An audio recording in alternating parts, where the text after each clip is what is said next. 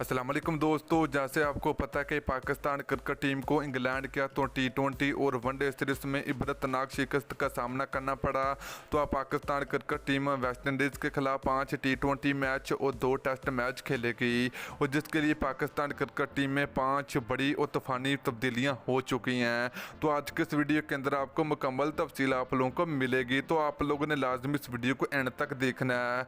तो दोस्तों, आप लोगों ने नीचे कमेंट करके ज़रूर बताना कि पाकिस्तान और वेस्ट इंडीज़ के दरमियान होने वाली T20 और टेस्ट सीरीज़ कौन सी टीम जीतेगी, पाकिस्तान क्रिकेट टीम जीतेगी या फिर वेस्ट इंडीज़ क्रिकेट टीम जीतेगी। तो आप लोगों ने नीचे कमेंट करके ज़रूर बताना है।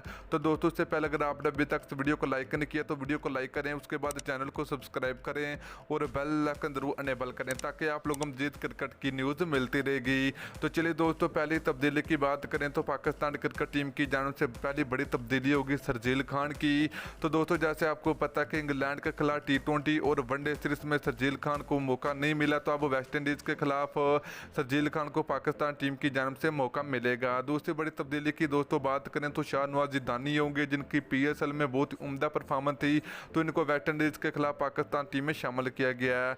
तो दोस्तों, तीसरी बड़ी तब्दीली की बात करें तो सरफराज अहमद की पाकिस्तान क्रिकेट टीम में वापसी होगी। तो काफ़ी अरसे बाद सरफराज अहमद को पाकिस्तान टीम में शामिल किया गया पहले T20 मैच में। तो दोस्तों, चौथी बड़ी तब्दीली की बात करें तो RS रऊफ वेस्ट इंडीज़ के खिलाफ T20 सीरीज के लिए पाकिस्तान क्रिकेट टीम का हिस्सा नहीं होंगे, क्योंकि उनकी जगह पर शाहनवाज ज़िदानी पाकिस्तान टीम की जानिब से खेलेंगे।